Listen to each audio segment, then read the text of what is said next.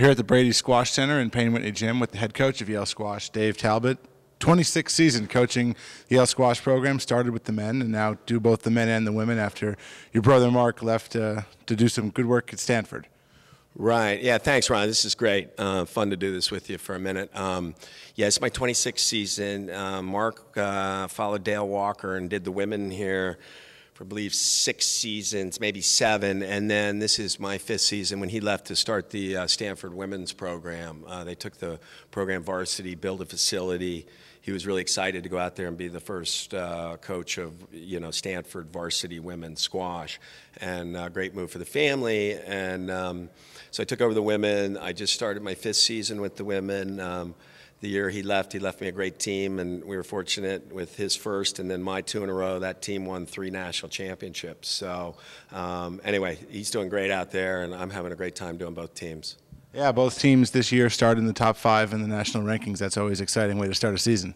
Right. We have a lot of expectations for both these teams. As you mentioned, our first match was Saturday against Penn, and the men went in ranked 3rd in the country behind Trinity and Harvard, and I believe Penn was 7th, and we played very strongly, won that match 8-1. The women were playing Penn, who were the defending Ivy League champion from last season, and beat us 7-2 last season pretty handily, actually. And this year, different story, but we came up short 5-4, a very competitive match. It was 4-all with the number 1s on, but their number 1 took down Logan Greer, our number 1, and we ended up losing 5-4. But the league's very competitive, and we're actually pretty optimistic the way the women played that we can be right in the hunt the rest of the season. Let's talk somewhat about where we're sitting. This Brady Squash Center is pretty fabulous. It really is. I mean, it's great. We're sitting on the tee. I don't know, you've probably never been on the tee of a squash court, have you? And I know you got some buddies that, including John Musto, is captain of my team. So I know you know the sport a little bit. We're sitting in a 4-glass wall court here in the center, court 1 of the Brady Squash Center, able to watch all around. They could watch our interview from behind us in the front wall.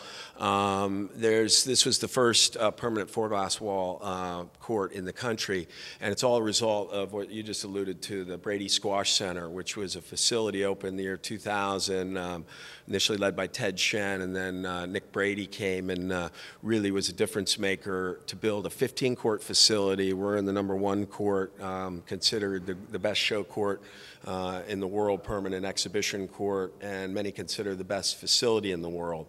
And as I said, we've got 15 courts, 2 other exhibition courts. And since we opened this in 2000, we have housed more national championships than any other center anywhere in the world. It's busy all the time, and it's fabulous. So with Mr. Brady, Ted Shen, and then 300 other donors, really a lot of people who maybe, or the few people that actually tune into this, hopefully more than a few, certainly know the name Sam Chauncey, and he was the chair of our fundraising group that had 300 donors donate $7 million, led by Mr. Brady, which is absolutely impressive. And it keeps a lot of your alums coming back. This coming weekend, Julian Illingworth will be here to play. Isn't that great? Yeah, we've actually, obviously we have a pretty high-powered program here. Julian Illingworth, who graduated 2 years ago, is currently the highest-ranked American on the World Professional Tour. He's up in the top 30s. Which is really impressive for only being out there 2 years, and many look to him to get to the top 10. As you mentioned, he'll be here this weekend. We're hosting Open with professionals and prize money, 5-player team championships hosted by U.S. Nationals and Yale. And so that's the kind of thing we do on a regular basis here. So we have a number of pros here playing Friday, Saturday, Sunday.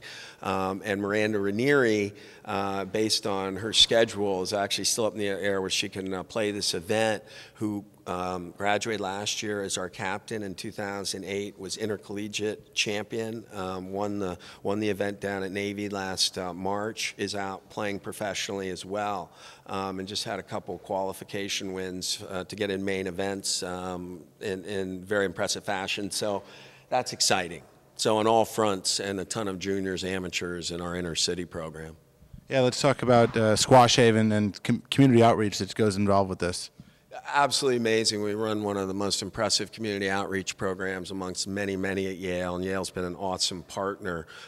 Is a copy of, well, not a copy, but a prototype of the Squash Busters programs. We're now in our second year with two schools, Edgewood and Martinez. We started with 5th and 6th grade.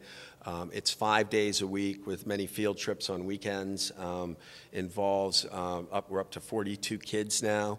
One school comes Monday, Wednesday, the other Tuesday, Thursday. They both come on Friday. And then do a number of community service and field trips and whatnot on Saturdays. They play tournaments. And there's about 6 of these inner-city programs that are all part of this national organization.